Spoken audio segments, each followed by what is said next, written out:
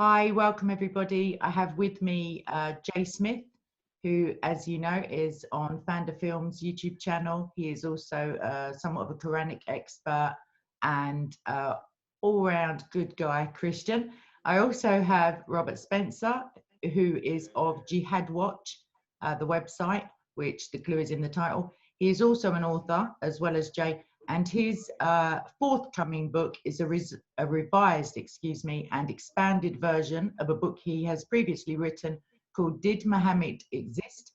And that is available now on Amazon to pre-order and should be out around July of next year. And I will put the link in the description box for that, and also for Jay's back catalogue as well.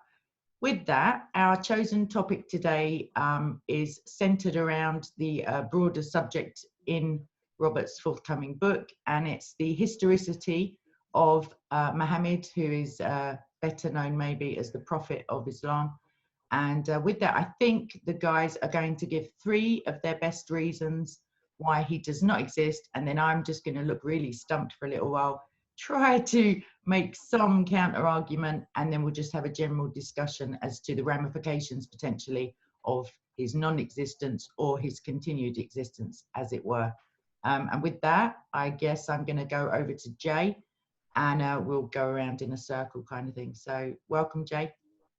Oh, thanks, Kay. Listen, I'm here really to listen to Robert. I would like to know what he thinks about all this new material. And also, I would like to hear from Robert why suddenly 2020, this has just exploded. What's going on? Suddenly, you've had your book out, Robert, since 2012. That's been out 8 years. We've had to digest it. Many of us have worked on it. But suddenly this year, 2020, 2 things have happened. One has been that interview about the Qira'at and the Ahruf that happened on June 8th with Yasser Qadhi and Mohammad Hijab. And that has taken a life of its own. It's known as Holes in the Narrative. That's the title that's given to that discussion. And that has been going right across the internet. People have lost their jobs. Muslims have left Islam. There has been an enormous amount of backlash from the Muslims. And we're just sitting tight and pretty because we've known that this is going to happen. We didn't know it was going to happen that quick. Simultaneously, your material on Did Muhammad Exist has suddenly come frothing to the surface. And people like Mel from Sneakers Corner, and also Bala from Sneakers Corner, and also our good friend Murad from Sneakers. They're all 3 from Sneakers Corner, but they're from 3 different countries. One, Mel, is from, he doesn't want me to tell you where he's from, but it's in Europe. I would say another guy named Joe, who is also from Europe, and then Murad from the Middle East, and then Bala from India. They have been working on this material for over 20 years.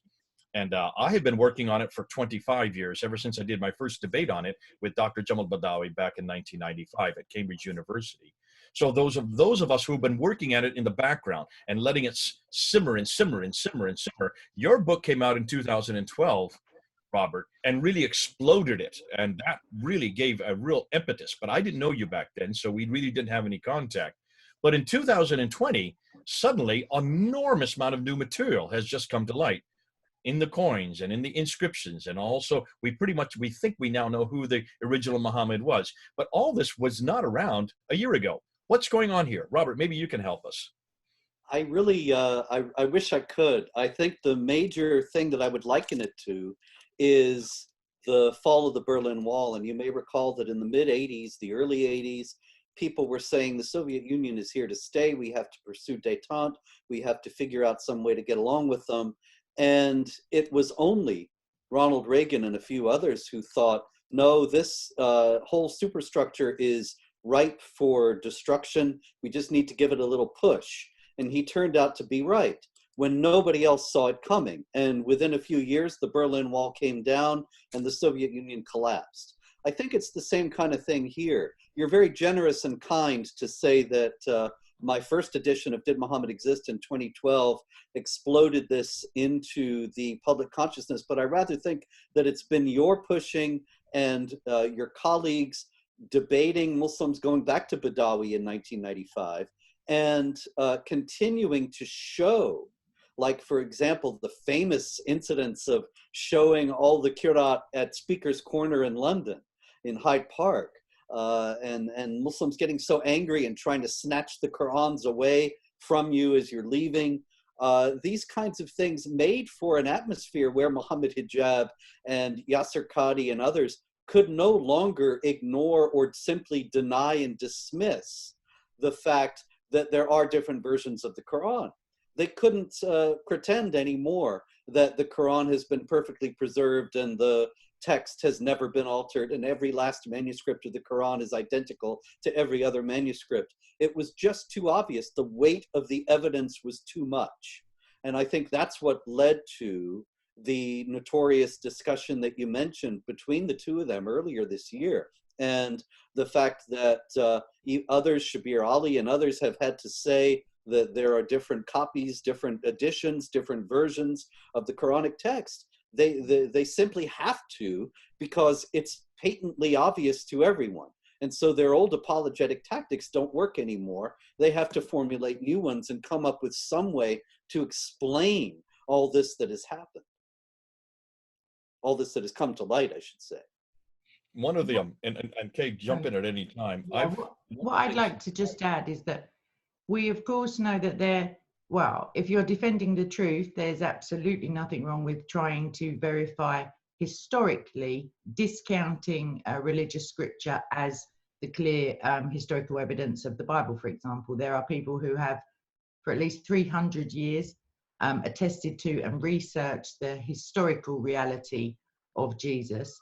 And I think that potentially Islam is way behind in that because of the red line and because of the fact that Islam views it as a sacred scripture. However, academics are not necessarily bound by this view, as it were. So I'm going to let Jay go on, but I'm hoping to hear your solid reasons, because I'm on the fence, to be honest. So, yeah. Okay. Before we get into that, could I suggest something else is going on simultaneously? There are two different debates going on. One is the debate with Islam, which obviously is a debate they don't want to get involved in. And then there's also a debate within Christianity. And this happened last Saturday with David and myself, the debate that we had on this very subject. And you have two polarizing positions, but I don't think they necessarily need to be polarized. But I'd like you to, again, Robert, you know what I'm talking about. You're talking about the myth makers that we're called myth makers and the realists. That's the two names they give it. The realists would be those that adopt the Islamic traditions, adopt Ibn Hisham, al-Bukhari, al-Bukhari, Sahih Muslim, Ibn Dawud, all the al-Tabari. These are the four genres, the traditions that Muhammad that they paint in the 9th and 10th century is the real Muhammad. And what we're doing, you and I are doing, and people like Mel and Joe and Murad and Bala, really, there's only about 5 of us who are doing this. Those of us who are kind of saying, no, wait a minute, there's a whole nother narrative that's missing, and that's the 7th century narrative, that we're myth makers for introducing that. What do you think about that? I was sort of taken aback by that, coming from people who are in this field and who deal with the texts, some of the ones that you listed just now, all the time, because it seems to me to be basic. Everybody should know. Obviously, David Wood knows, and many, many other people know, that Bukhari, Muslim, all the rest of the Sahih Sittah, the reliable Hadith collections, the Sirat literature, it's all from the 8th century at the earliest, the mid-8th century. Most of it is from the 9th century. So we're talking about 150 to 200 years or more after Muhammad is supposed to have lived. This is not controversial. This is not disputed. These things are readily establishable from even Islamic sources, that there simply isn't any early attestation of Muhammad's existence. And so I'm surprised that we're being called myth makers. I was very taken aback watching your debate with David that he was talking repeatedly, calling us conspiracy theorists, as if we have some, and putting up that graphic of the people with the tinfoil hats on, as if this is some nutty, crazy thing. The contrast struck me between his attitude in this debate and his attitude in the debate that he and I had on the same topic 8 years ago. There was none of this sneering, none of the charges of conspiracy theorizing and so on. Maybe I've forgotten, but I don't think that he was anything but completely gracious about the whole issue. Now, I have nothing but respect for David and a great deal of regard and admiration for his extraordinary work in confronting the inhumanity of Islamic teaching, confronting the falsehood of it, exposing so many things that I think probably many Muslims don't know about the contents of Islamic texts and teachings regarding Muhammad, regarding Islam in general. And so that has not changed and is not going to change. But the reality is that I thought it was very strange. It maybe even seemed a little bit defensive that he had to be so dismissive of this point of view. And maybe you can explain why you think that was. I can't imagine why, because ultimately I don't see that there's any disagreement between showing that Muhammad was a pedophile, a rapist, a warlord, all these things, and saying that these things don't have historical accuracy, that there was no person who did all these things. Because obviously Muslims believe that the Muhammad who is depicted in the Hadith and the Sirah is the prophet. And thus we have to confront, as Christians, as all people of goodwill actually have to confront the fact that Muslims believe that this man is the perfect man, and try to show them that, well, that's anything but perfection, and try to alert also non-Muslims to the reality that Islam is not a religion of peace, but teaches all these horrible things. That is completely compatible. Let me explain what was going on there and what you're picking up, and it's other people picked it up as well. If you go up onto David Wood's Act 17 apologetics, to that debate, about 63,000 people have watched it now. Look at the comments, and the comments reflect what you're saying. There's a comment after comment after comment. David, what's wrong with you? You lost this debate. Why are you name calling? Why is it you only kept to one point all the way through? You kept repeating your point. You kept repeating principle of embarrassment, principle of embarrassment, principle of embarrassment, and then you talk about the psychological problems with Muhammad because he didn't have a father, his father figure, which is, it's path. It's nothing really. But what was happening, and people didn't know the background to that. We had been there the whole weekend, David and I and Sam Shamoon. And if you know anything about David and Sam, they play on each other. And there is this. And that's what was happening the whole weekend. And the whole weekend, David was mocking me. Oh, here's the book of the man. Here's the book of the man, book of the man, book of the man, because that's the phrase I always use. And then he was saying, I'm going to destroy him. I'm going to destroy him. Watch and see. I'm going to destroy him in the debate. So that's the background. And, I don't get into that. I just sit. It's like two of these boxers before they start a fight. They sit and stare each other down. That's what David was doing with me. He was trying to stare me down. I'm too old for that. I got gray hair. And I'm not sitting there. I could not stare him back. There's no way I could keep up with David with his repartee. He's quick on the uptake, and he's terrific at that kind of parlance. I'm not. It's not my generation. So when the debate started, he was still in that mode. And that's, as soon as I saw that he needed to shut down that mode and get into debate mode, which was okay. But when I had to laugh, though. Remember at the very beginning, he says, Muslims, I'm on your side in this debate. You got to agree with me. It was everything I could do to keep from laughing, because I knew where he was going to go with this. I didn't know that he was going to use your material. I didn't know that he was just going to use the very same points, the same 8 points he gave to you. I had a blank piece of paper waiting to write down all his major points. I didn't put pen to paper at all. I didn't need to. I just looked at the copy that I had made from your debate, and I just checked off every one of the categories that you had put up, or that he had put up, and you had completely destroyed 8 years ago. And that's why I was surprised that he hadn't moved on for 8 years. But let's get back to this idea. I still like to know, maybe, Kay, listening to what we've been saying right now, you still hold the position that he did exist. So you would hold David's position. Not necessarily. What I would like to say in defense of David's position, and I haven't actually seen the video, but I can imagine the man in the book of the man, book of the man thing. That just makes me laugh. But what I would say is, if someone resorts to personalizing stuff, it generally means they don't have much in the way of like academic defense.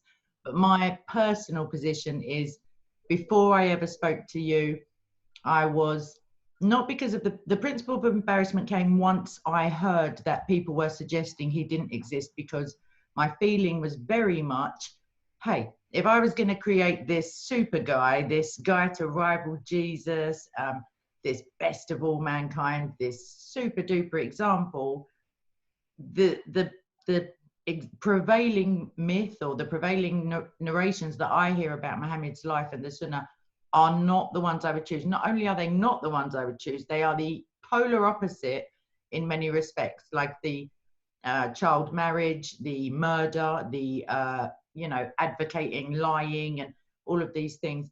So in defense of David's position, potentially, I mean, that is a very strong argument. Whether or not it has historical value, and if it doesn't necessarily counter your many historical evidences, it in and of itself, people prefer, human nature is to die for the truth, which is what we always argue about the apostles. They the prevailing nature and his popularization, I'm sure myth has been interspersed, but that would be my feeling, although I'm now unsure. But that is a very strong reservation of mine, that I can't get my mind around. Why invent someone who I wouldn't even want to have a drink with, let alone like put next to or just below my God? Like, yeah, so my feeling is I'm unsure, although there has to be someone or some people upon whom these things are based because of the timing. Like within Arabia, certain things happened at certain times and then it just spread throughout the world. And that doesn't generally happen just because some guy goes, oh, I think I'm just going to tell my neighbor about this imaginary dude. Like, so that's how I feel. Robert, why don't you answer her? Robert's got a great answer to this. I want to hear him do it. Go ahead now, Robert. Well, consider this. You know how people say that travel is broadening? Because if you go to another place, you see that people behave differently and have different attitudes and assumptions from the ones in your own home, in your own area. And so people have always counseled that travel is a great cure for a kind of parochialism and narrowness and a perspective on the world that might be a little bit too simplistic. Now, the problem with David's position, or the problem with, I should say, the whole idea that of the principle of embarrassment, is that also it is broadening it's chronologically parochial. To go back to read especially ancient literature, to read literature from any other time or place, is also broadening. It's like a certain kind of traveling while sitting in your own chair. It is to encounter people who have different perspectives and outlooks and views on life, ones that you would never imagine. And that is the explanation in general of why it is that a person might be invented who is so noxious to us as Muhammad is, who is so absolutely outrageously unappealing.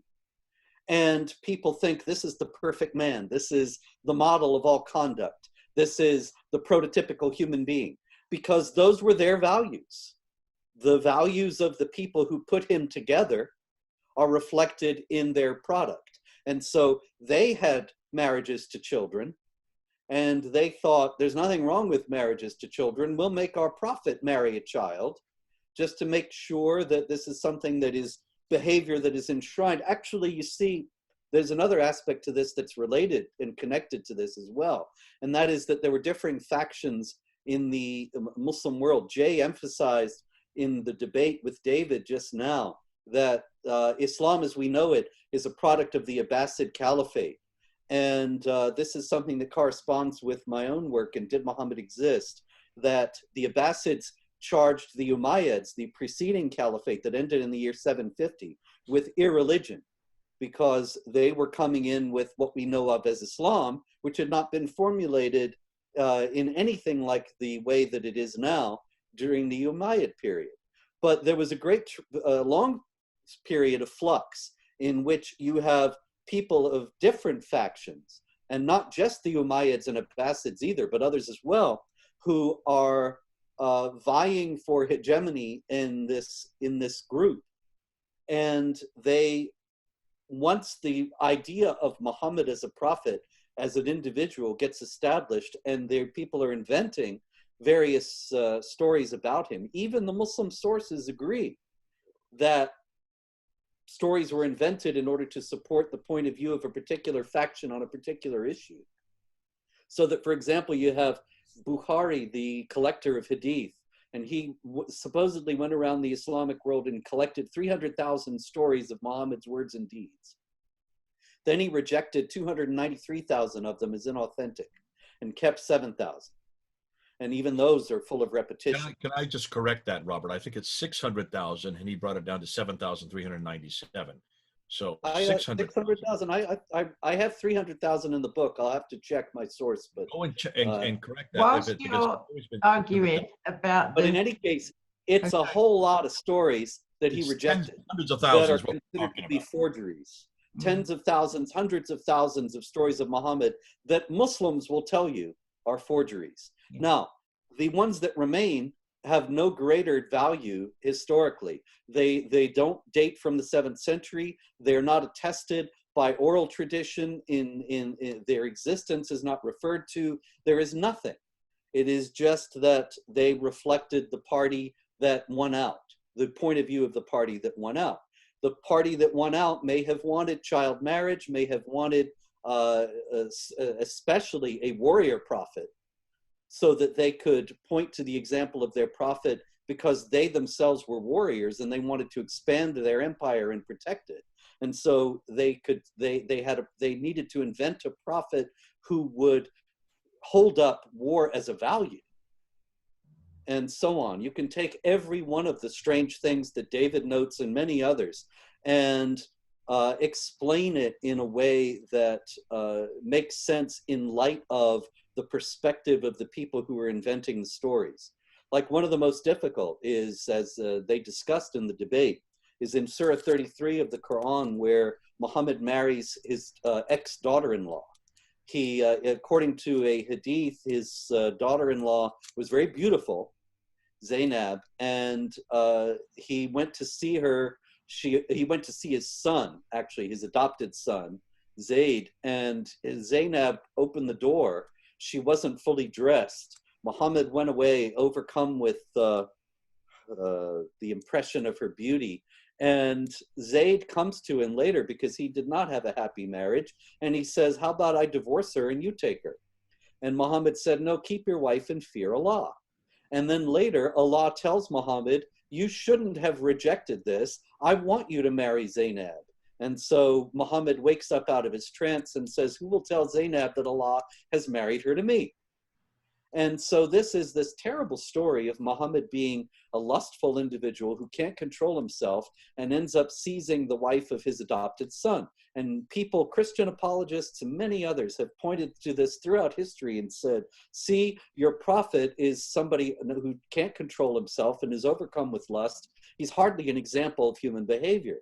But what is a telling aspect of the story that is often overlooked is that when it's told in very elliptical and fragmented fashion in the Quran, it's really just alluded to in the Quran itself and then elucidated at greater length in the Hadith. The Quran ends up with the episode in chapter 33, verse 40 by saying, Muhammad is not the father of any of your men, but he is the seal of the prophets. And the adopted son is disavowed, because adoption is disallowed in the same chapter of the Quran. So the whole thing, some people have posited, particularly a scholar, David Powers, has posited that the whole thing is about the fact that in Hadith literature, you'll also find the idea that all the prophets are related. Of course, the Quran notoriously says that Jesus is Moses' nephew, because they call Mary, his mother, the sister of Aaron, his brother, confusing her with Miriam, the sister of Moses, because it's the same word in Arab, same name in Arabic, Maryam. So if all the prophets are related, if all the prophets are related, if Muhammad has a son, even an adopted son, then he is also a prophet, because Muhammad's prophetic gift would pass on. That's what the Shiites think to this day, that the household of Muhammad has something of his prophetic spirit, and that's why the imams, as the successors of Muhammad, have to be related to Muhammad, because then they will carry on his prophetic call. But if Muhammad has no sons, then he's the seal of the prophets. And that, if you were an Islamic state that wants to center your polity around this warrior prophet, and you want to make sure that no other prophets arise who could disrupt this state and maybe cause even a civil war, then you put in this story that shows he doesn't have a natural son, he doesn't have an adopted son, he's the last prophet. And so this is the one you all have to rally around, and there can be no more prophets. All these people are pretenders that we can put to death. They are not people anybody should take seriously. So even that story doesn't necessarily, even though it's deeply embarrassing to Muslims from the standpoint of any rational morality, or certainly of Christian morality, nonetheless, it doesn't necessarily establish anything regarding the historicity of the figure discussed. Okay, so on that point, that was a lot of information, but I'm just going to quickly, I'm not texting people, by the way, I'm just writing notes on my phone, because last time I got some grief for holding my phone. I'm going to briefly jot through what I was thinking as you were speaking. So when you talk about the normalization of pre-held values that aren't necessarily our Western values, or are the antithesis of our Western values, what I would counter that with is that even though it was 500 to 600 years difference, there were Jews in the area, there were Christians, those were the two biggest religions within the area. Okay, I'm going to disagree with Jay. I'm going to go ahead and say they were present within it was a trading area. The heretical, Jay, stop waffling, stop waving me. Right, so there were, okay, hold your horses, I'm coming to you.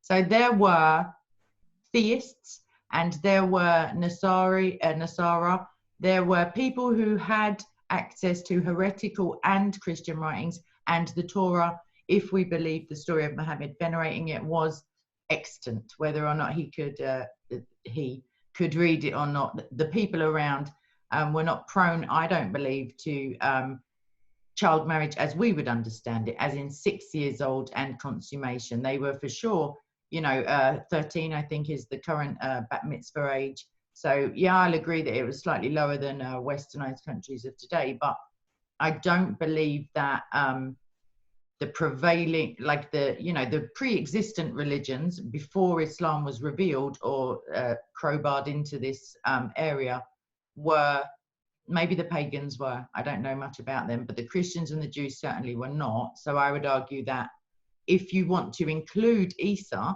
as a counterfeit Christ in your great narrative, or in your divine revelation, and to describe him as the word of Allah, and have him as righteous or pure in Surah 19, then you need to out-pure him to make your guy the best example. So that's one thing. Jay, I'm hurrying up, I promise. So the tradition of, grading hadith, because you say, then they threw out so many accounts of him, that it could lend credence to the fact that the ones that remained were by some systematic, going through, were deemed to be sahih, although of course the hadiths, like you said earlier, probably 9th century when it's established as a science, sorry.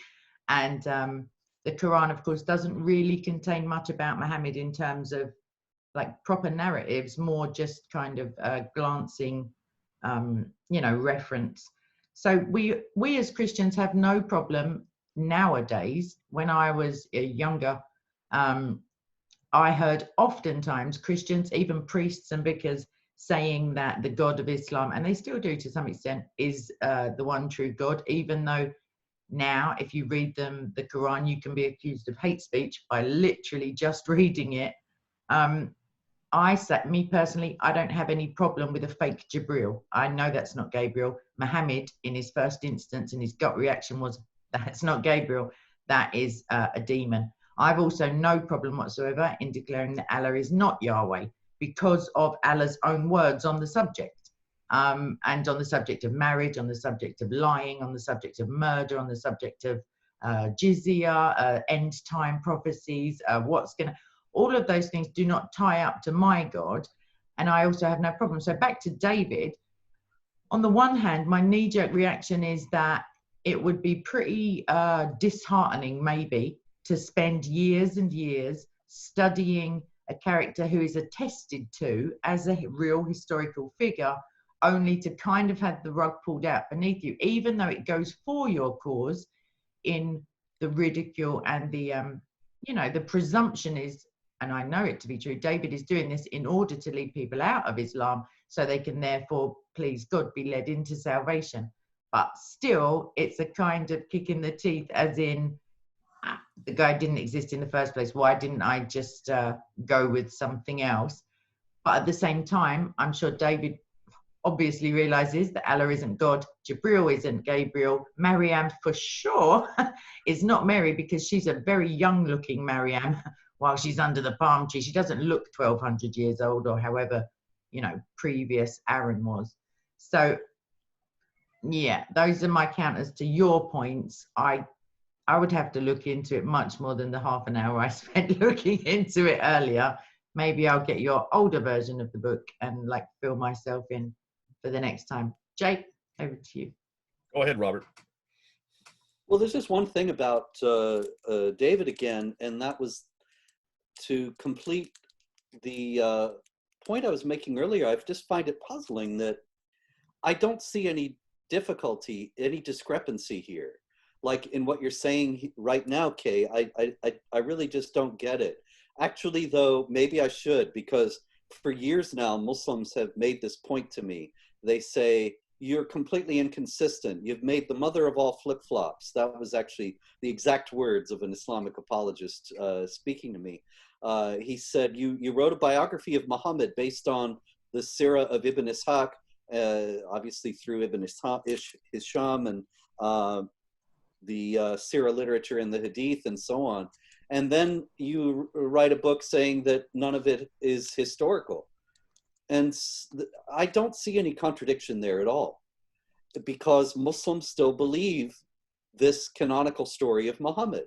And insofar as they do, then what David does and Sam and all the others, and what I do to a tremendous degree as well, is to show them that these things are inhuman, that these things lead to violence and oppression, they lead to ruining people's lives, and that there's a better way to live. Sure. And that the fact that these things did not happen doesn't change that in the slightest degree. It's like saying, well, Macbeth never really was king of Scotland. You what? And so You're joking me. All right, cut this all off. I can't believe it. Yeah, but you see what I mean? That if we say that Macbeth is not a historical figure, then we can't quote him in the Shakespeare play. No, the Shakespeare play is what it is, and he says what he says in it. And so we can have all kinds of discussions about the significance of that and the meaning of that. But that doesn't mean that he actually lived. And it's the same thing here. I don't see any contradiction. So I still don't know why David would find it necessary. I mean, I guess as a debating tactic, I can see it. That you want to try to rock back your opponent, you want to try to intimidate a little bit. It's actually a tactic that Islamic apologists love to use, to try to put the Christian speaker on the defensive, maybe sow a little doubt in your mind, so that you're off balance, and then you can't present your best case in the best way.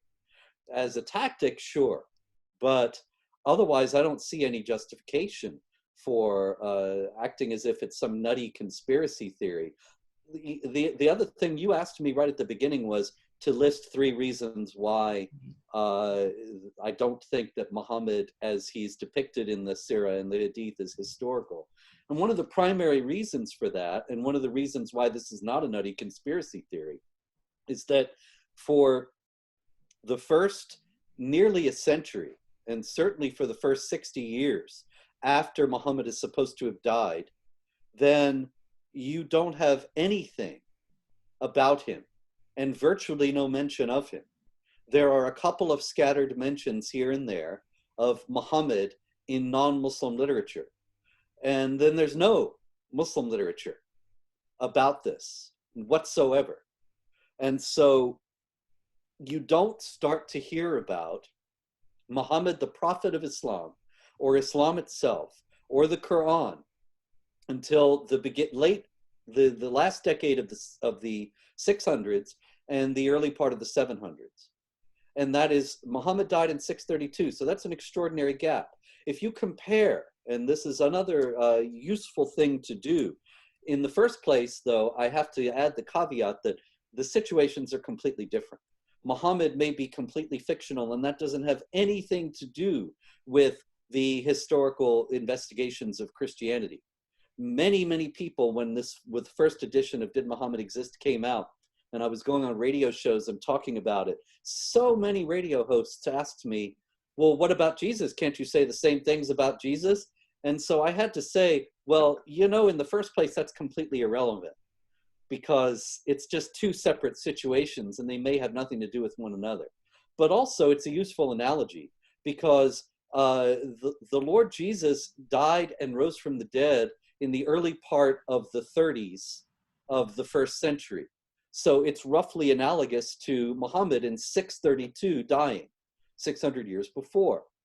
And so if you look at the 30s, when Jesus dies and rises again, then you look at the 90s, 60 years later, you have the New Testament has been written, you have non-Christians speaking about the existence of Christianity and of churches, you have churches all around the Mediterranean area, you have the post-Christian writers, Clement of Rome and so on, writing and making reference to various passages of the New Testament.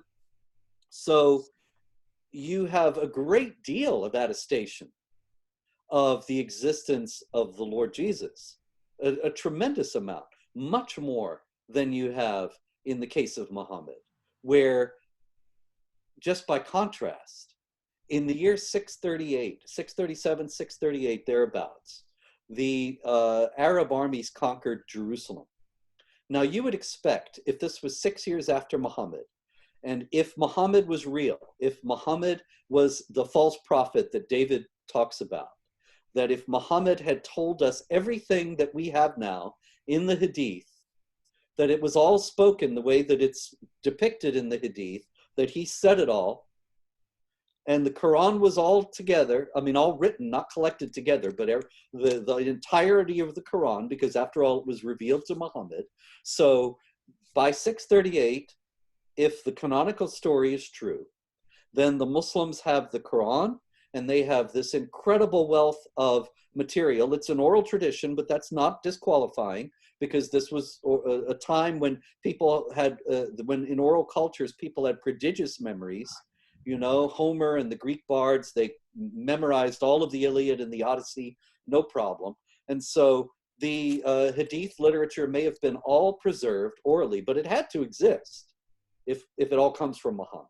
So in 638, because Muhammad said, and the Quran says, to make war against the unbelievers and subjugate them and so on, they conquer Jerusalem. One would think that they're talking all about their prophet, all about their new religion, all about their holy book, because that's why they did this, right? And so there's a very famous story, a legendary story, of Sophronius, the Patriarch of Jerusalem, the leader of the church in Jerusalem. And he meets Umar, the Caliph, at the gates of Jerusalem and shows him around the city. And at the Church of the Holy Sepulchre, the church that houses the tomb of Christ, where he rose from the dead, Sophronius invites him in and says, go in and say a prayer. And Umar magnanimously and generously, graciously says, no, I won't go in and pray there, because if I do, then my followers will claim it for a mosque, and I'm going to leave this church for you Christians. That story is told to this day as an example of Islamic tolerance.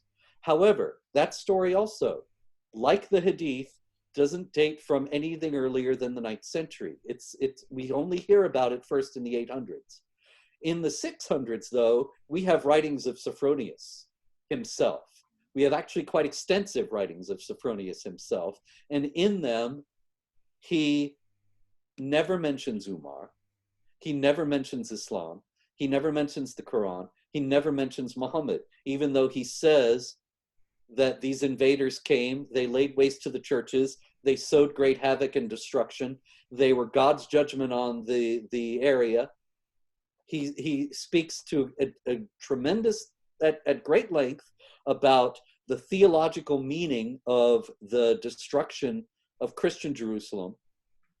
And nowhere does he say these people had a new religion or a new prophet or a new holy book. Now, that's an extraordinary omission. If these people came in with the words of their new prophet ringing in their ears and their oral traditions about their prophet memorized and their Quran memorized, and they're very proud of their new religion, that it's the impetus for their conquest, why don't they ever mention it? Why doesn't he doesn't even give any indication that he knows anything about it? And every other non-Muslim writer who encounters the invaders all through the 7th century has the same experience. They give no hint anywhere that they have this new religion. Now you contrast that with the missionary travels of St. Paul, the formulation of the New Testament, the epistles, the establishment of churches in Asia Minor and in Europe. There's nothing analogous to that.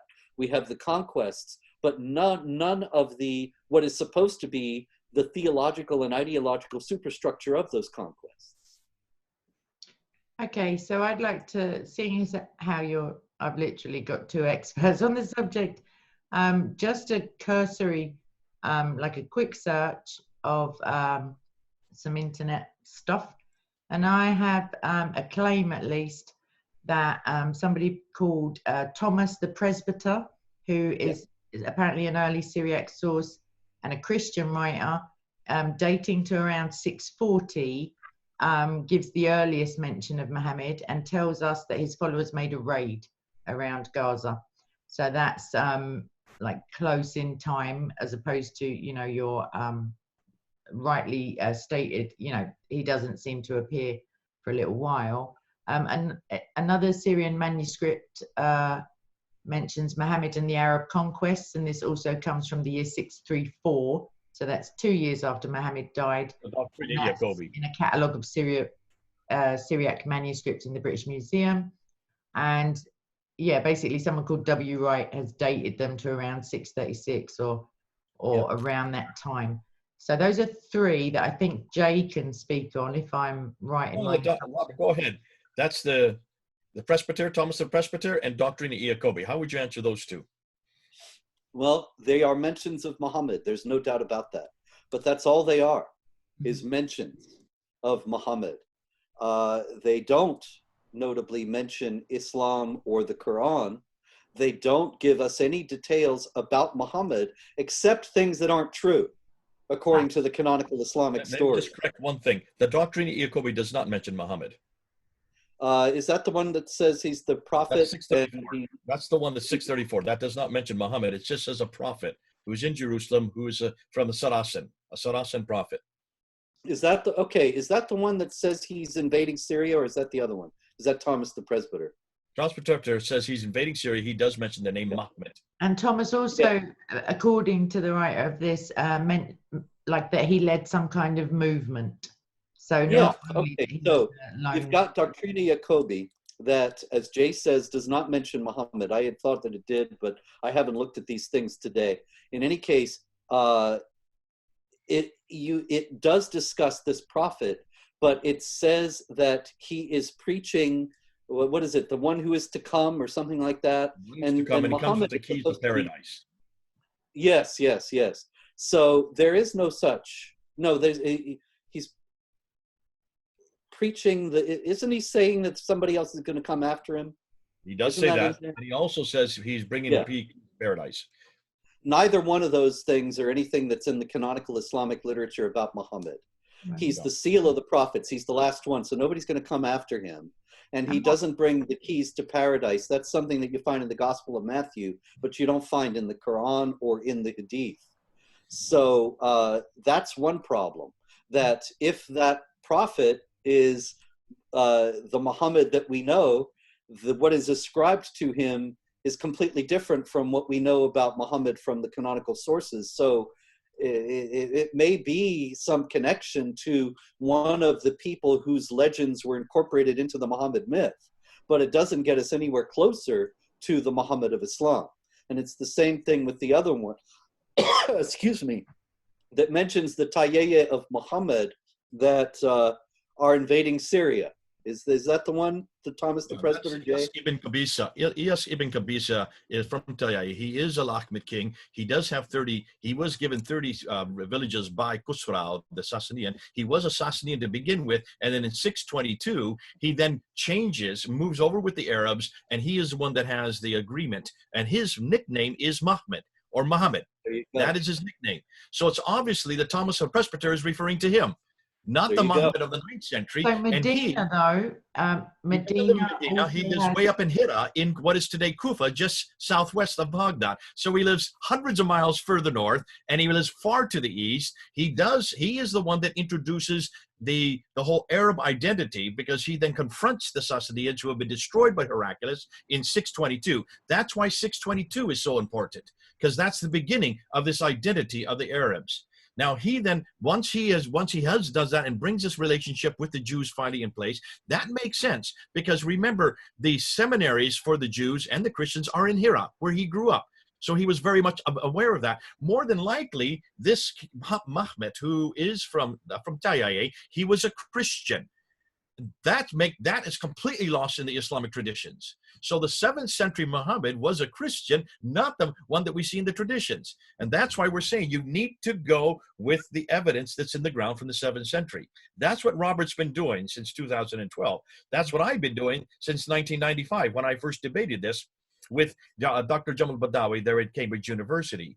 Now, what's fascinating, I'm not going to go into all the material. I gave about 30 different areas where I think that we now have evidence. We could go into all the rock inscriptions. None of them refer to Muhammad, yet they're from the very time that Muhammad existed. We could go into the coins. The coins are probably the most damaging, because the coins they're minted by these Arab leaders in 620, 630, 640, 650, up until Muawiyah in 661. His coins are then minted. Nothing, again, as Robert's been saying, there's nothing on any of these coins for someone named Abu Bakr or Umar or Uthman or Ali. Their names don't appear. Yet that's how you introduce yourself when you're a leader. You introduce yourself with coins. No, none of them are on those coins. Muawiyah is the first of what we would think of as a Muslim leader, but he has nothing to do with Islam, because all of his coins in the east, which are silver, are all Zoroastrian. All of his coins in the west, which are gold and copper, are Christian. He's wearing a cross on his head. He's holding a cross in his hand. Why would a Muslim be holding a cross in his hand? Can you see? Muawiyah is not a Muslim. And he has the star and the moon, which is a Sassanian royal power. That is a political symbol. That was Sassanian, because he is minting these coins in Iran, which is the Sassanid area. But I think we could go into a whole pile of this if we want to. I don't think that's important. What I would like to do is segue a little bit into this idea as we being the myth makers, Robert. Remember, he said we're the myth makers, we're the ones that are conspiracy theorists. And he missed, I think, the most important argument that every Muslim, whenever I brought any of this material for, they always come back with one argument. They would never come back with a principle of embarrassment, for one very good reason. They don't think he's embarrassing. He's quite normal. In fact, we think he's embarrassing because we're looking at him with biblical eyes. And from a biblical perspective, he is absolutely embarrassing. And that's why I say, when you look at a lot of David Wood's if you go up on his YouTube, there aren't many Muslims looking at his YouTube. Take a look at all the comments. Very few Muslims. When you look at our YouTube, they're full of Muslims. Why is it they're all watching our YouTubes and they're not watching David's? Because the principle of embarrassment, which he spends all his time on, really doesn't all it does is offend them. They feel offended by it, but they don't see it as anything that's going to change their mind, because they don't see it offensive. They realize that we see it as offensive. Now, the one argument they always come back with is the argument from silence. That's the one David never used on the day. He should have gone to the argument of silence. Dr. Joel Badawi said that of me. He said, you have nothing to show for what you're saying. It is all silence. But evidence of absence of evidence is not evidence of absence, which is what you hear all the time. Now, how do you deal with that one? Because this one I love. I wish David had gone into this. How would you deal with this, Robert? The fact that we do not have any evidence from Muhammad in the 7th century, and they have all the evidence from the 9th century. Well, there's so many problems with that. There's so many ways to tackle that. One of the primary ones that I use generally is to say that the argument from silence in this case is much more significant because the actions of the people involved are supposed to be motivated by the teachings that aren't there. And so that is connected to what I was saying before, that you have, for example, these invaders, and they're supposed to be motivated by the martial teachings of the Quran and Muhammad, and yet they never mention the martial teachings of the Quran and Muhammad. That's not your ordinary argument from silence. You have Muawiyah with his coins with crosses on them, and he's a Muslim ruler. There was a Muslim reviewer of the first edition of Did Muhammad Exist who said that I make a great deal of the fact that some of the early Muslim coins have crosses on them. And really that just shows Islamic tolerance and how they had a light touch when they conquered Christians and allowed them to continue to put crosses on the coins. Well, in the first place, we know that Islamic rulers have never acted that way anywhere in history.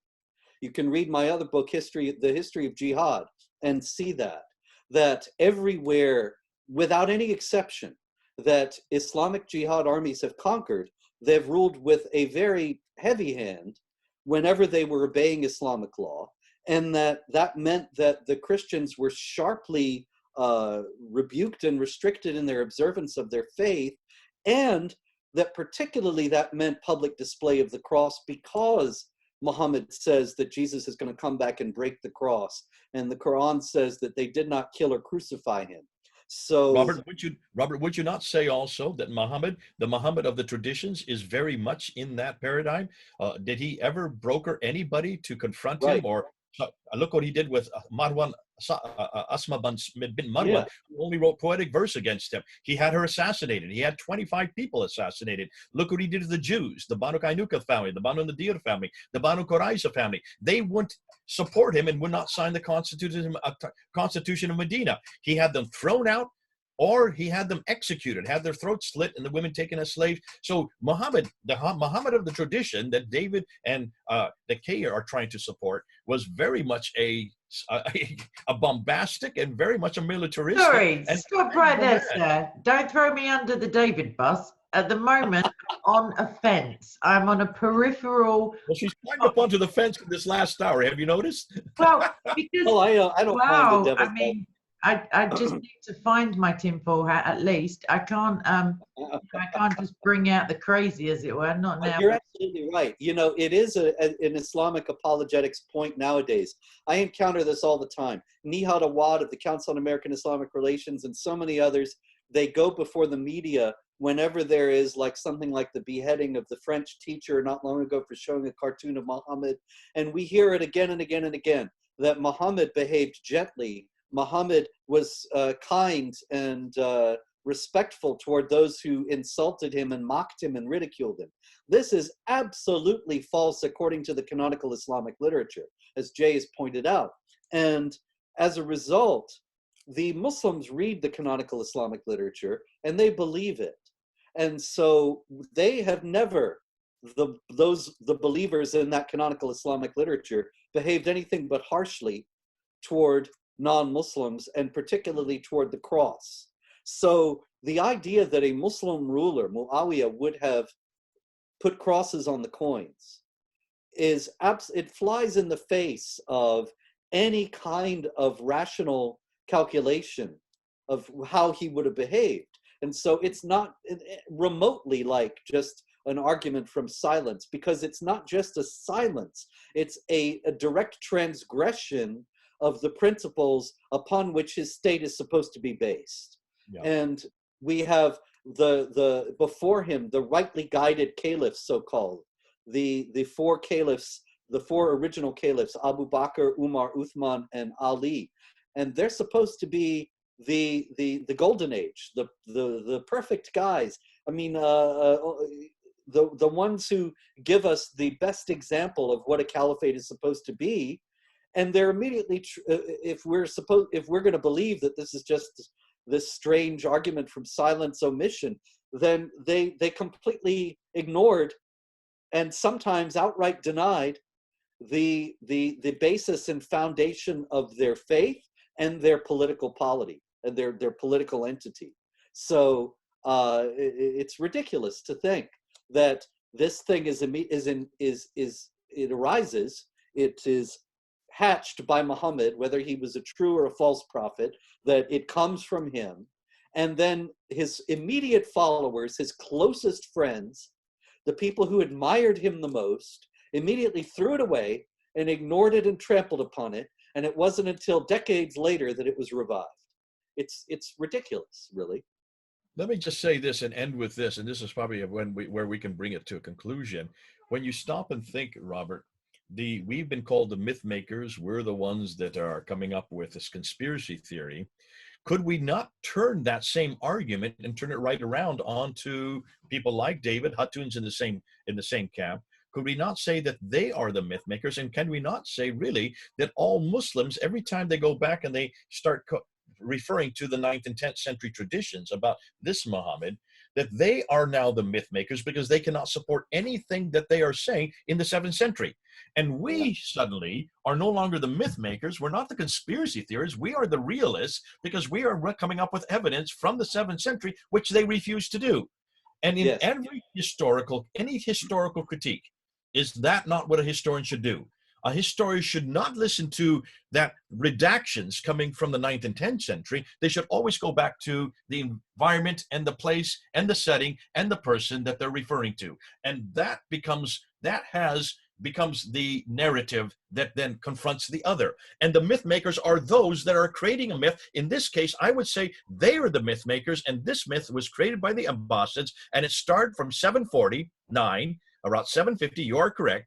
And I would say that this book here is not from Ibn Ishaq, even though it says Ibn Ishaq. This has nothing to do with Ibn Ishaq. This has everything to do with Ibn Hisham. This comes another 70 years later, so it's taken them 70 years to finally standardize because Ibn Ishaq got it wrong. And that's why they threw it out and they created this more. So they needed that myth. And the myth that they finally came to was the Ibn Hisham, the Muhammad of Ibn Hisham. But they still didn't have his sayings. And that took him another 40 years to even get that put together. And that's why al-Bukhari was given 600,000 of these very real stories, and he whittles them down to 7,397. That's the myth, and that's the conspiracy that they want. So I would suggest that now Islam, the Islam that we're practicing today, is the myth, is the legend, and I would say it is the conspiracy that was created by the Abbasids, because that is their narrative now. They needed him more than anybody else. And I therefore want to go to the Muhammad of history. I'm sick and tired of the Muhammad of faith, because that's all you're getting, and that's all we've been taught. Let's go back to the Muhammad of history. That's why I can't wait for your next book to come up, because your book, and this is here, I have the first facsimile of it. I'm the first one to own it. I don't even have a cover for it yet. So I'm the first one because you gave me a pre-publication copy. I'm going to be the first one to say, folks, get this book. Because that is going to be, we're starting to scratch, we're starting to find who the real Muhammad is. And the real Muhammad that we're going to be introducing, that Robert's going to be introducing, is not the Muhammad of the 9th century. But it looks like we pretty well know what did happen in the 7th century. And I can't wait to get your book. I've got it already, so what am I saying? But I can't wait till everybody else to get your book. We'll give you the last say, Robert, because this is your material and this is your time. Well, thank you very much, Jay. You're really the trendsetter. You're the pioneer, I should say, in this field. And my hat's off to you. I appreciate your kind words very much. I thought your point in the debate with David was very extraordinarily precise. It was a Moab of its own in saying that he, as a Christian, ought to be reading the Gospel of Thomas if he is going to be working the way he works with Islam, because the Gospel of Thomas, instead of being something from the time of the apostles, comes up a couple hundred years later. And so if he's Exactly going to take 200 years material later, about just like Ibn Hisham. yeah. So if he's going to take material about Muhammad that's a couple hundred years later and act as if it's authentic, at the expense of what you've discovered and others have discovered about the actual historical circumstances of the origins of Islam, then likewise he should throw out the canonical Gospels and go with the Gnostic Apocrypha from 200 years later. I was laughing. That's a very powerful point that You know, illustrates. David never picked up on it. He never, I don't even think he understood. Sure. But that shows who's wearing the tinfoil hat and who is the myth maker indeed. Okay, good stuff. Okay, you're muted.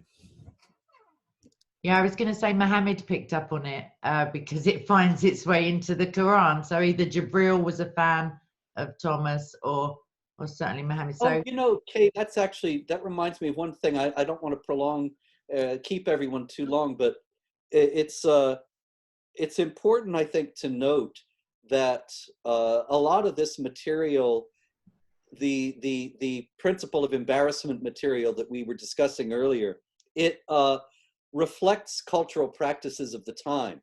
And even though there were Jews and there were heretical Christians and so on that somehow were connected with the origins of this thing, it's a vastly different moral environment. And a lot of the practices that we would find terrible, like the child marriage and so on, were what the people of the time took for granted, and they canonized when they put their prophet together and their religion together.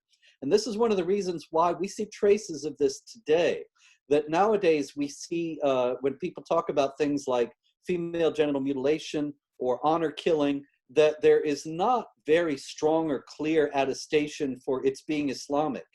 And so it's routinely dismissed in the establishment media as being cultural, as if in Pakistan or Saudi Arabia or Iran, there is some non-Muslim cultural practice that has persisted despite the overwhelming dominance of Islam for centuries in these countries.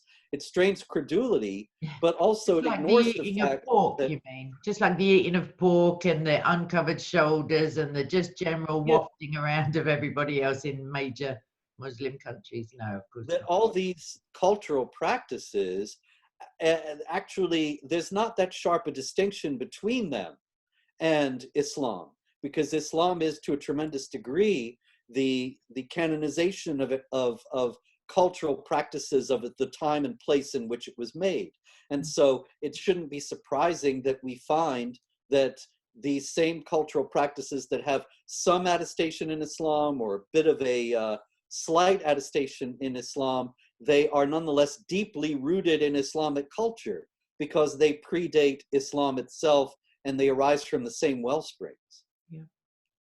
Okay, so I guess I'm going to have the last word, even though I'm not an expert at all. One of my last words is please do look on Amazon and pre-order, because obviously deliveries and stuff can be a little bit disrupted by our current status quo. Also, while you're at it, I mean, it'd still be a Christmas gift, I guess, or an Easter gift if you pre-order for somebody else. Also, Jay has an extensive back catalogue, as does Robert.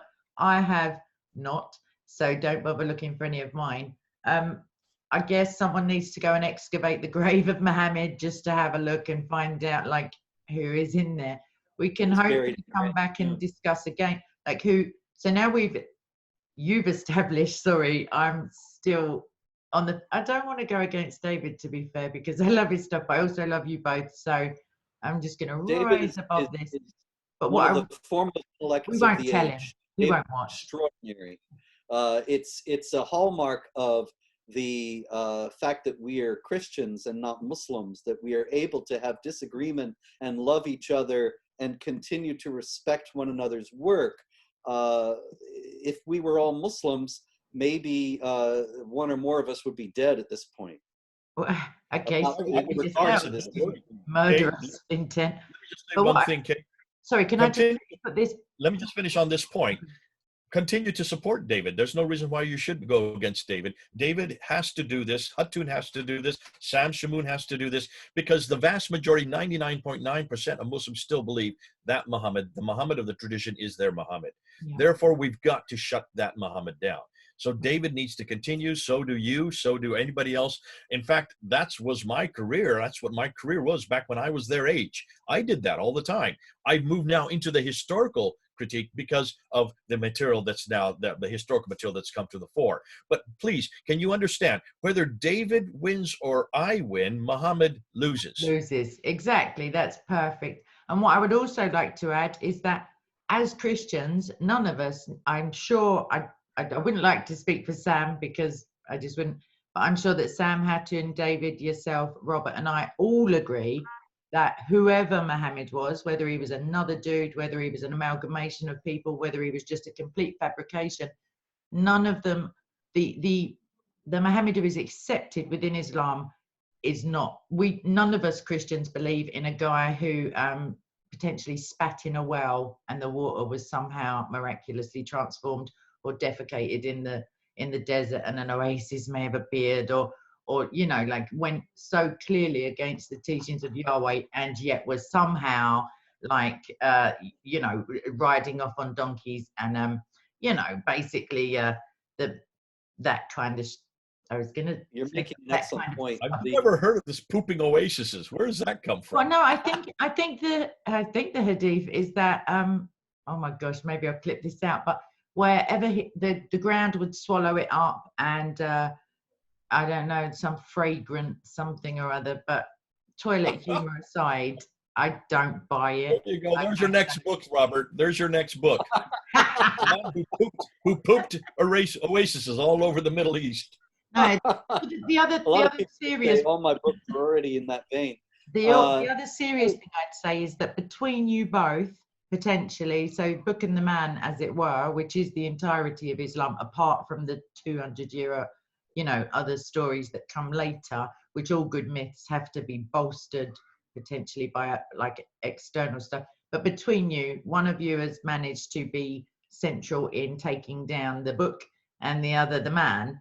So I feel pretty blessed to be able to say that I know you both and have great affection for you both. And thank you very much for tolerating my ignorance on this subject and being benign enough to allow me to ask my question. One very small final point is that your point about the fact that as Christians we know that there's nothing good in Muhammad's example is very important in light of the fact that there's so many Christian leaders who are pretending. Even I came across, I can't remember who it was, but it was at Jihad Watch the other day, my website.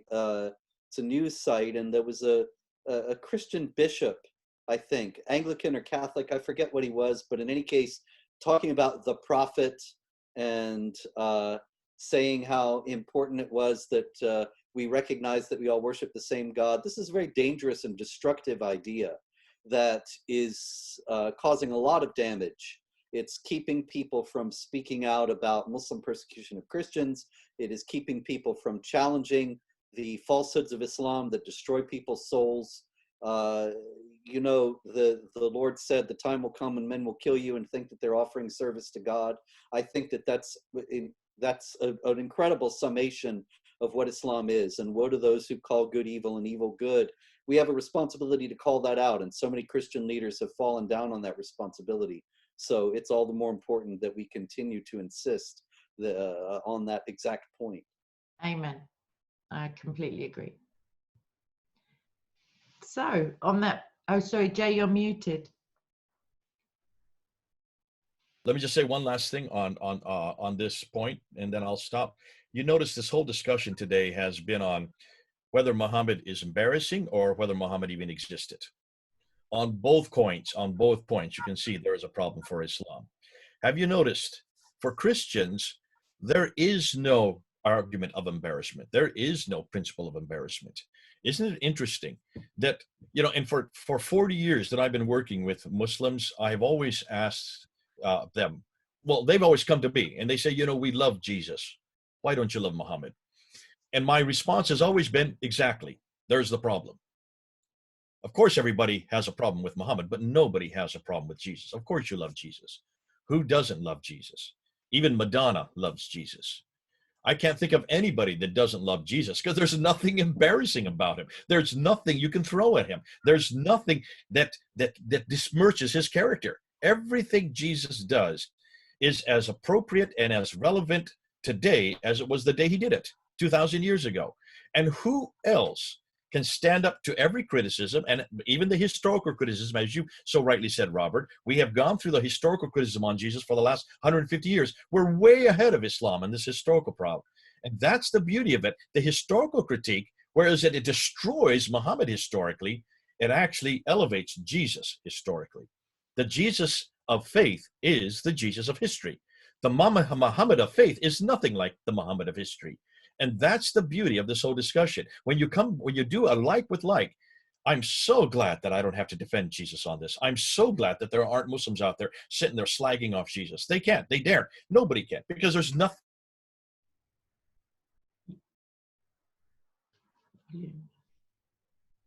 us like Jesus.